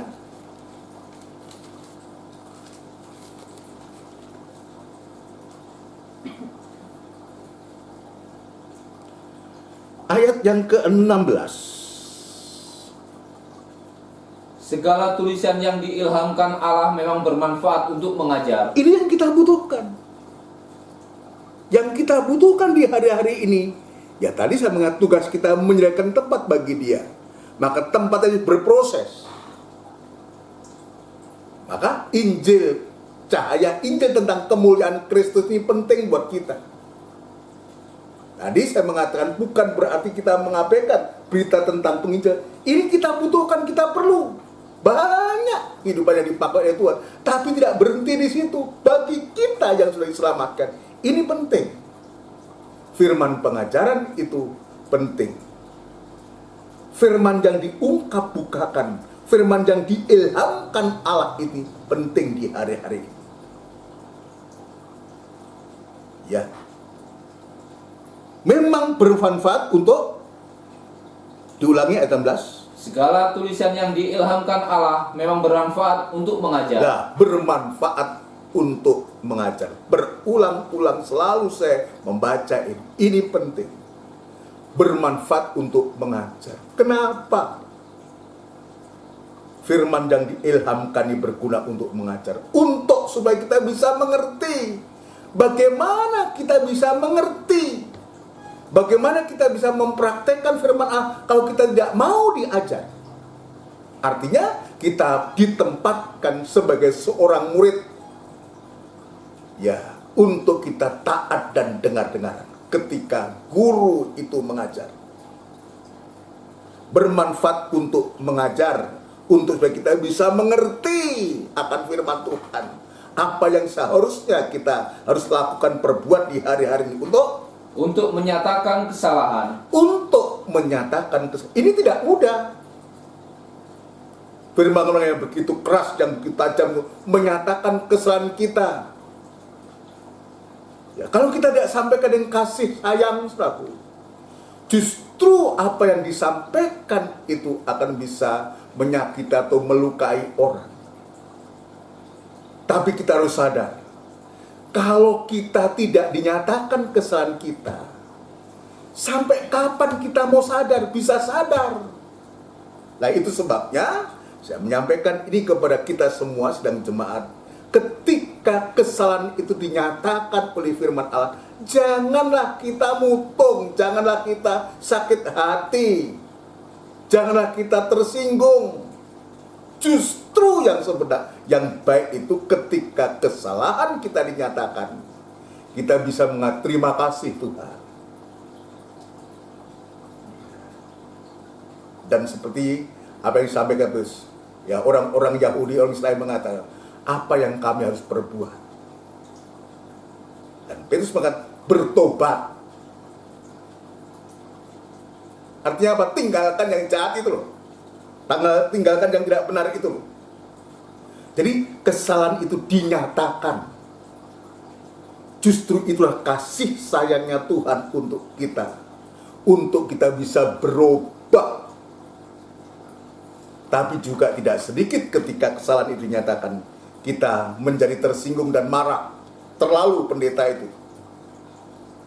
Sentimen dia terhadap aku. Tidak begitu. Justru kita berterima kasih kalau Tuhan itu menyatakan kekurangan kita, untuk kita sadar. Kan kadang kita punya hati yang bengkok, kaku, gak mau berubah. Kita pikir aku sudah benar kok, sudah jalan yang benar kok. Iya menurut dia, menurut kita. Tapi menurut Tuhan tidak demikian. Itu sebabnya Tuhan katakan bertobat dan tinggal diam, tenang dan percaya. Tapi merot orang Israel, mereka enggak. Ini Tuhan nyatakan. Sekarang ini kepada kita, bermanfaat untuk mengajar, untuk menyatakan kesalahan kita, terus untuk memperbaiki kelakuan. ya, untuk memperbaiki kelakuan. Saya mau tanya kepada kita semua, pernahkah kita mampu memperbaiki kelakuan kita? Coba. Dengan keadaan lingkungan, pergaulan kita yang begitu hebatnya itu. Saya punya pengalaman. Dan saya katakan saya tidak mampu dan saya tidak bisa. Tidak pernah kita bisa mampu untuk memperbaiki kelakuan kita sendiri. Justru ketika kita mau ingin memperbaiki kelakuan karakter kita ini, justru bukan yang baik yang datang, justru yang tidak baik itu yang datang. Paulus mengatakan, kita tidak mampu. Tapi firman Tuhan, pribadi Tuhan, dalam firman-Nya, itulah yang mampu untuk memperbaiki kelakuan kita, apapun kelakuan kita. Mungkin orang mau, dia itu gini. Ya boleh saja orang punya mulut. Bisa saja orang mengatakan seperti itu. Dan saya mengatakan, kalau memang itu benar, kata orang itu, ya kita bertobat. Tapi kalau itu tidak benar orang mengatakan, itu saatnya juga untuk kita diam. Gak ada gunanya juga kita membahas. Itu hanya penilaian orang. Ya begini. Ya silakan aja. Punya mulut. Tapi yang terpenting ketika orang mengatakan seperti itu, dan kita lihat mau untuk diperbaiki kelakuan kita oleh Tuhan, mau disentuh oleh firman Tuhan, dan Tuhan ubah kita, maka orang itu tidak akan bisa. Hanya dia bisa mengatakan, tapi dia tidak bisa berbuat apa. Tapi sebaliknya, sekalipun kelakuan kita dinilai orang tidak baik sekalipun, tapi kalau kita mau dirubah oleh Tuhan, diperbaiki kelakuan kita oleh Tuhan lewat firman-Nya, bagi Tuhan tidak ada mustahil. Ini yang harus kita yakini, sebab dia berkuasa. Firman itu hidup, kuat, dan berkuasa, dan lebih tajam dari pedang bermata dua manapun. Dia menusuk sampai ke dalam hati, memperbaiki kelakuan dan untuk mendidik orang dalam kebenaran. Nah, untuk supaya kehidupan itu diperbaiki, satu, maka dididik lewat firman Tuhan itu, dan kehidupan itu menjadi kehidupan yang benar. Saya kemarin sudah menjelaskan banyak untuk menjadi kehidupan yang benar itu prosesnya itu berdamai dengan Tuhan. Bagaimana cara berdamai itu? Kita mengaku bahwa kita orang berdosa. Aku banyak salah, aku banyak dosa. Kita akui kepada Tuhan. Kepada sesama. Siapa sesama yang paling dekat? Kalau suami ya istrinya, istri ya suaminya, orang tua ya anaknya. Coba berdamai. Untuk apa? Untuk supaya kita memiliki kehidupan yang benar. Tuhan berikan hati yang benar kepada kita, hidup yang benar. Maka kesucian Allah itu akan sungguh-sungguh akan menjadikan kehidupan kita kemudian menjadi tempat kediamannya Tuhan. Tadi saya mengatakan, tugas kita ketika Tuhan mengatakan, aku menyediakan tempat bagimu. Maka tugas kita adalah untuk menyediakan tempat bagi Dia. Menyediakan tempat bagi Dia. Roh Kudus itu kita selalu mempersilahkan. Kita menyediakan tubuh hidup kita ini menjadi tempat kediamannya Dia. Saudara sekalian, ini yang penting.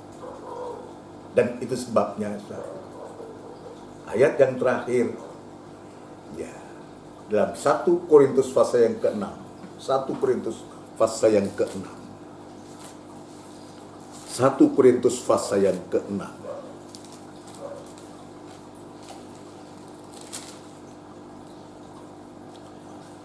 Ayat 19.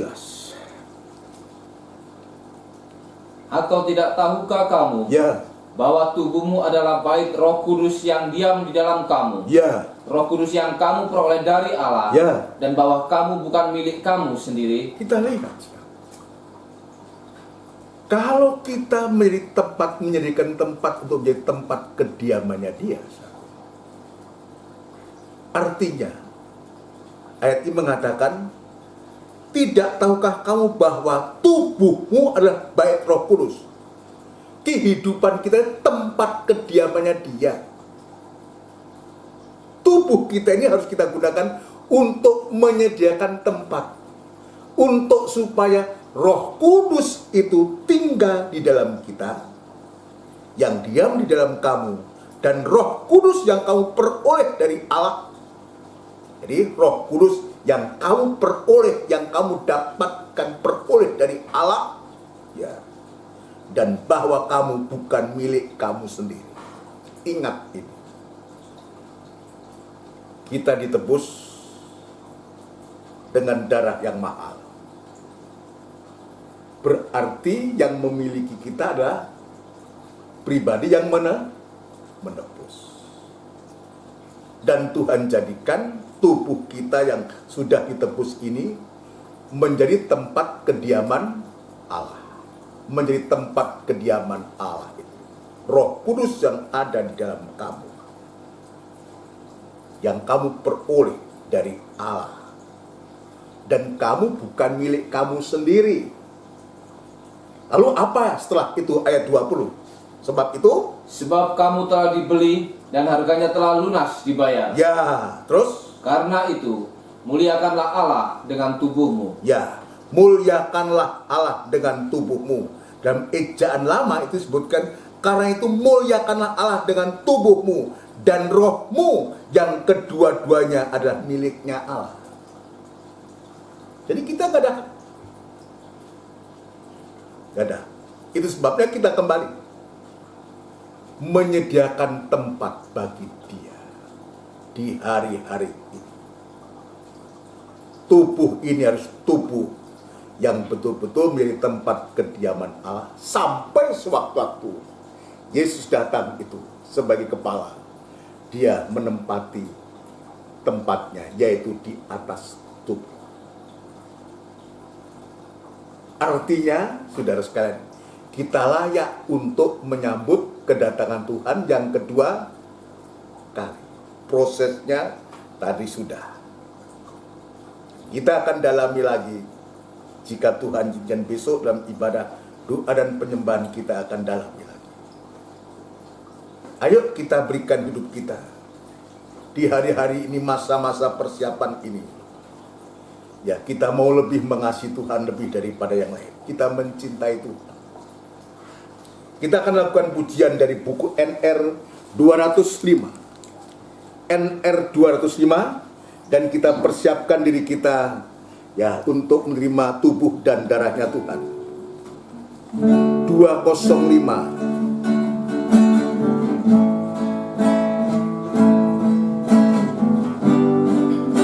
Haleluya. Bila aku merenungkan perjalanan kehidupanku, haleluya, ku selalu merasakan Kau besertaku.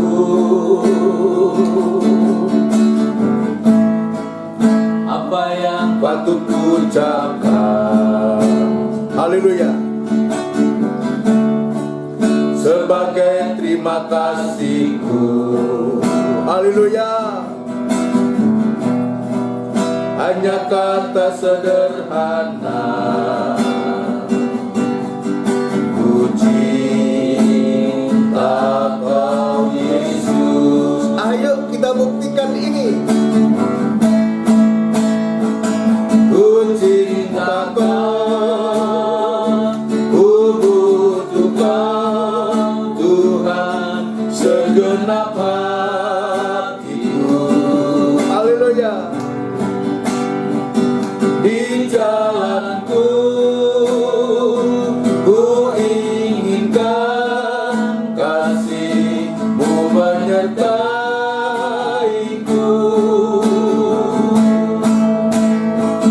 Setiap malam aku datang bersimpuh di bawah kaki-Mu.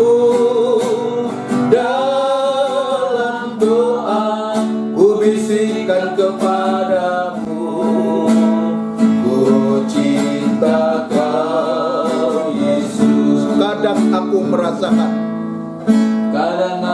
merasakan, haleluya, bergetar seluruh jiwaku,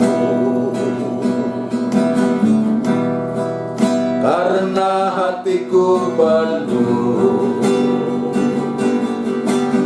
dengan kasih-Mu.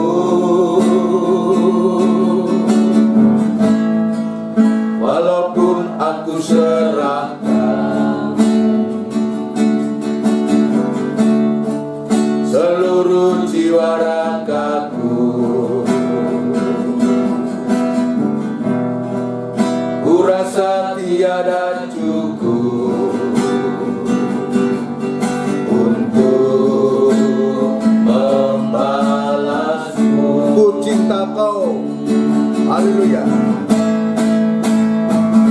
Ku cinta Kau, ku butuh Kau, Tuhan segenap hatiku. Di jalanku,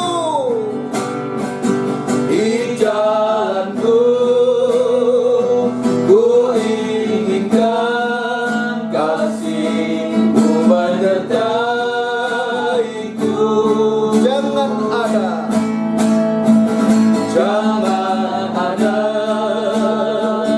hal yang dapat memisahkan aku dari-Mu, karena tiada mungkin ku hidup tanpa-Mu. Ku cinta Kau Yesus. Haleluya.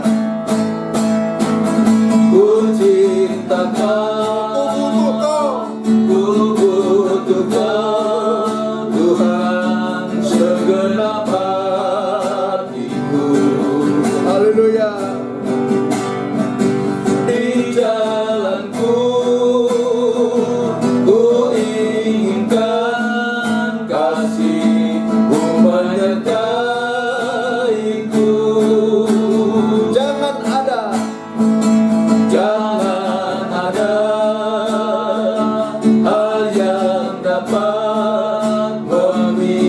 pisahkan aku darimu, karena tiada mungkin ku hidup tanpamu. Ku cinta kau Yesus. Sekali lagi dengan perlahan. Ku cinta kau, ku butuh kau Tuhan segenap hatiku. Haleluya. Di jalanku ku inginkan kasih-Mu menyertaiku.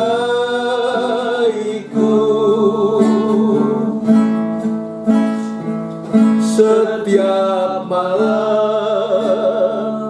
aku datang bersimpuh di bawah kaki-Mu, dalam doa ku bisikkan kepadamu, ku cinta kau Yesus.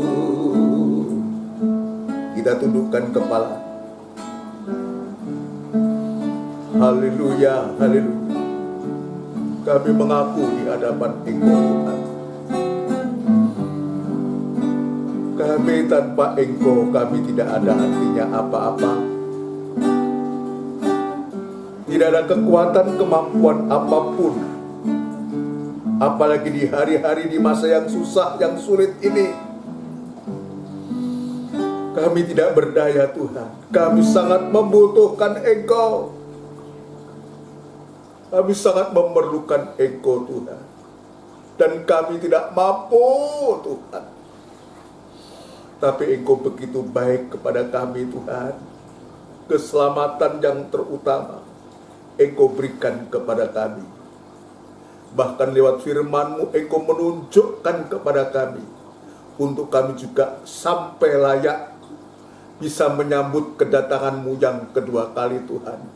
Dan sungguh lewat firman Tuhan Engkau mempersiapkan kehidupan kami Tuhan.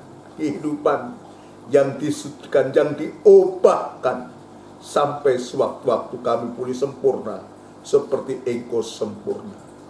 Kami mampu oleh karena Engkau menolong kami. Di hadapan kami Tuhan ada tubuh dan darah-Mu, ada kurban-Mu, ada kasih yang sempurna yang memampukan kami. Dan itu sebabnya Tuhan, sebelum kami menjamah dan kami bersekutu dengan tubuh dan darah-Mu, ampunkan kekurangan, kelemahan, kejahatan, dosa kami Tuhan, untuk supaya kami layak bersekutu dengan daging-Mu, dengan darah-Mu, yang adalah makanan sungguh-sungguh, minuman yang sungguh-sungguh, untuk keselamatan hidup kami ini, mulai dari sekarang sampai Engkau datang yang kedua kali. Sekali lagi, layakkan kami Tuhan untuk bersekutu dengan tubuh dan darah-Mu. Dan sekarang Tuhan, kami sambut tubuh dan darah-Mu di dalam nama Tuhan Yesus Kristus. Haleluya. Amin. Puji Tuhan, saudara sekalian. Mari kita siapkan ya untuk kita menerima tubuh dan darahnya Kristus. Ya, kita ambil, kita siapkan. Dan sebelum kita menikmatinya, kita mendengarkan firman Allah. Kalau kita sudah siap semua, mari unjukkan tubuhnya Kristus lebih tinggi dari kepala. Unjukkan tubuhnya Kristus lebih tinggi dari kepala. Dan dengarkan firman Tuhan. Sebab apa yang telah kuteruskan kepadamu, telah aku terima dari Tuhan. Yaitu bahwa Tuhan Yesus pada malam waktu Ia diserahkan, mengambil roti, dan sesudah itu Ia mengucap syukur atasnya. Ia memecah-mecahkannya dan berkata, inilah tubuhku yang diserahkan bagi kamu. Perbuatlah ini menjadi peringatan akan aku. Kita makan bersama dengan hati percaya dalam nama Tuhan Yesus Kristus.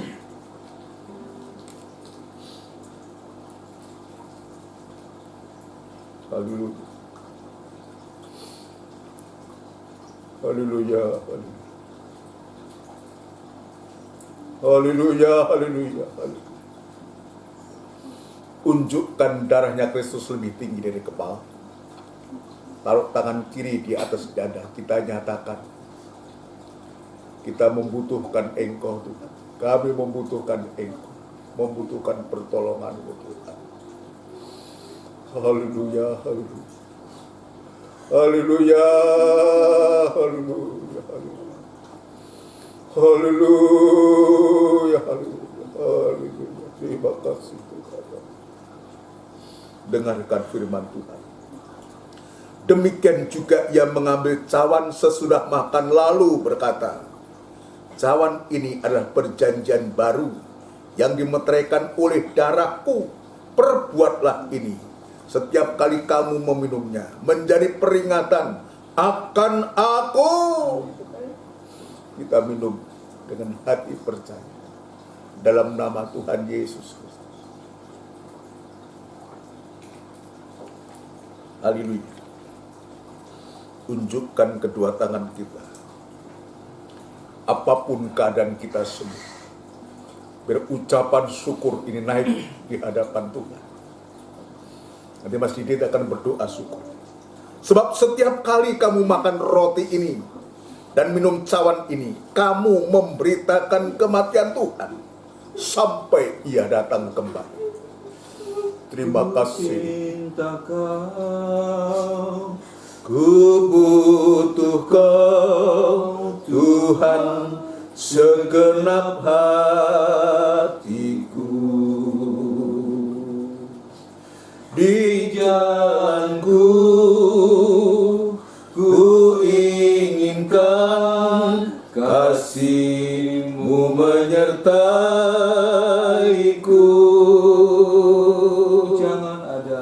Jangan ada hal yang dapat memisahkan aku dari-Mu, karena tiada mungkin ku hidup tanpa-Mu.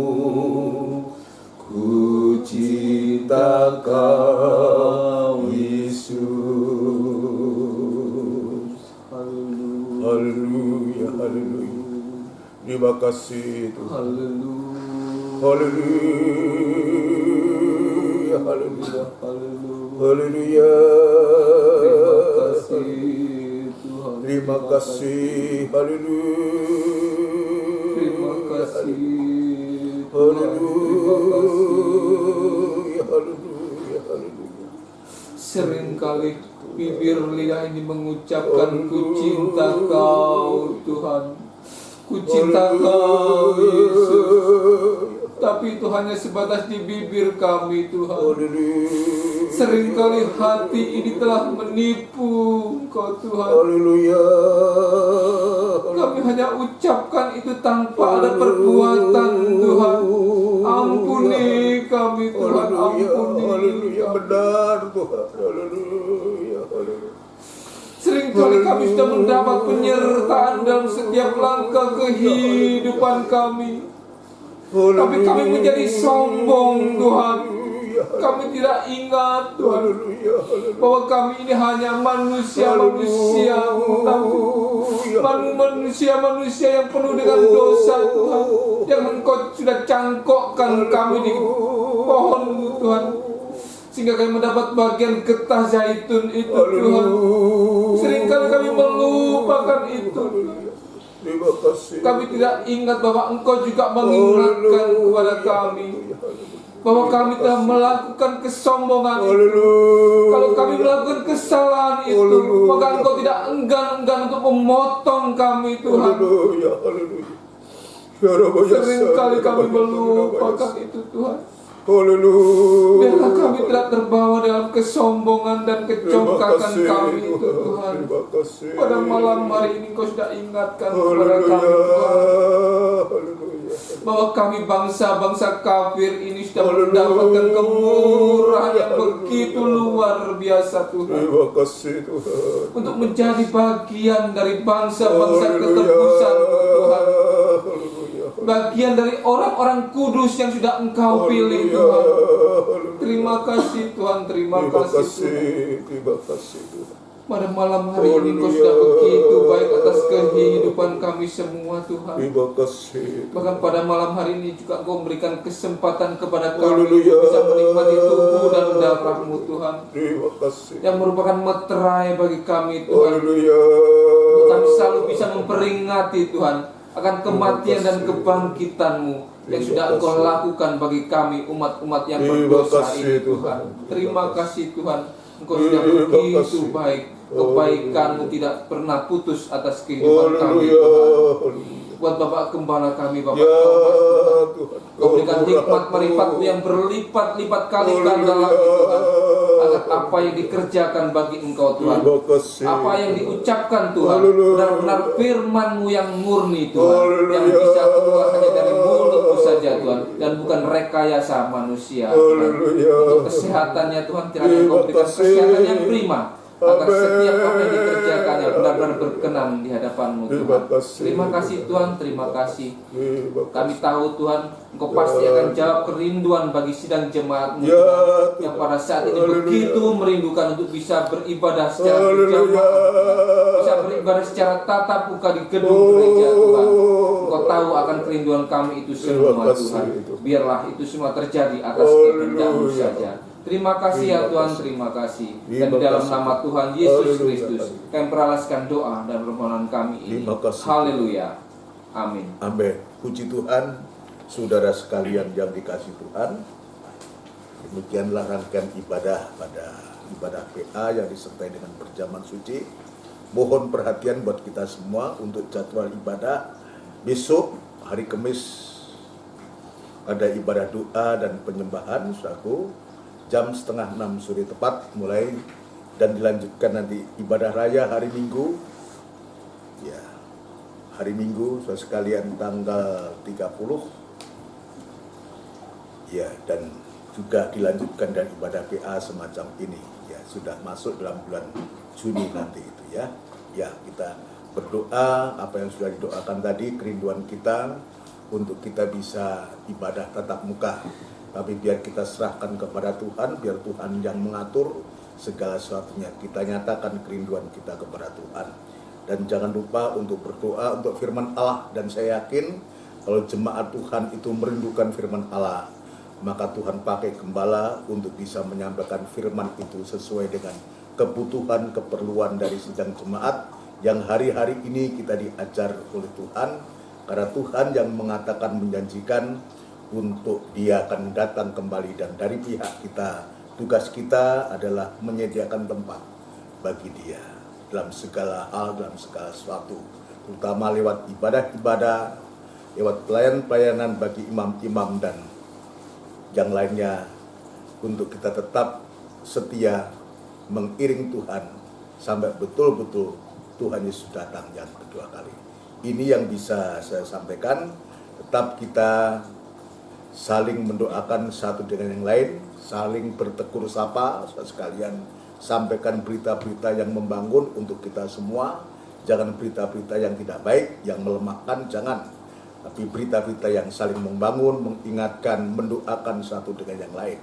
Ya, prokes, protokol kesehatan tetap kita jalankan, suatu baik kita di rumah maupun di luar rumah. Ya, untuk kita dan juga untuk orang lain. Ya, nama Tuhan dipermuliakan. Nanti kita berdoa untuk kita semua. Ya, juga kita berdoa untuk bangsa negara kita. Kita berdoa untuk Mas Feby, saudara sekalian, ya, yang asam lambungnya kambuh. Ya, sebab Tuhan jamah dan sembuhkan ya dengan darah Kristus. Ya, mari kita tundukkan kepala, kita mengakhiri ibadah kita dengan doa berkat. Tidak putus-putusnya kami mengucapkan syukur dan terima kasih kepadamu ya Tuhan. Engkau begitu baik dan Engkau sudah melawat dan memberkati kami, terutama dengan firman dan perjamuan suci pada malam hari ini.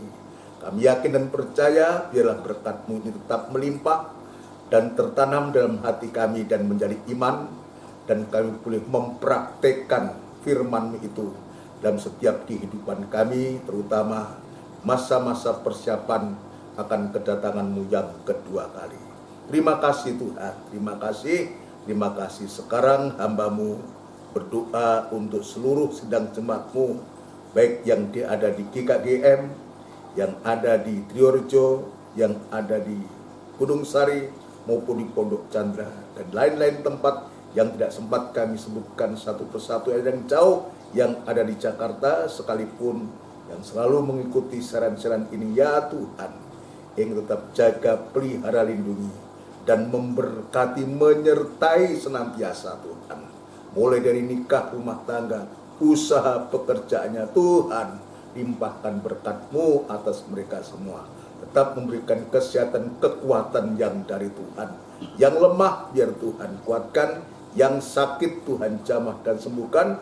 Mas Febi, Tuhan, yang kesehatan terganggu, asam lambungnya kambuh, kami serahkan ke tangan-Mu Tuhan. Ya Tuhan, jamah dan sembuhkan. Yang tidak sempat kami sebutkan namanya, tetapi dalam keadaan lemah dan sakit, Tuhan, Engkau Allah yang sama, Allah yang berkuasa, memberikan pertolongan kepada jemaat-Mu. Itu sebabnya segala pekerjaan setan dalam bentuk apapun sakit penyakit yang mengganggu sidang jemaat-Mu, ya Tuhan, kami serahkan ke tangan-Mu, dan kami panggil nama-Mu yang penuh kuasa untuk mengusirkan segala pekerjaan setan, sakit penyakit itu ke dalam tangan-Mu, yaitu dalam nama Tuhan Yesus Kristus, darah Kristus yang berkuasa, sembuh dan sehat kembali, bisa beraktivitas, utama bisa beribadah, bisa melayani Engkau Tuhan.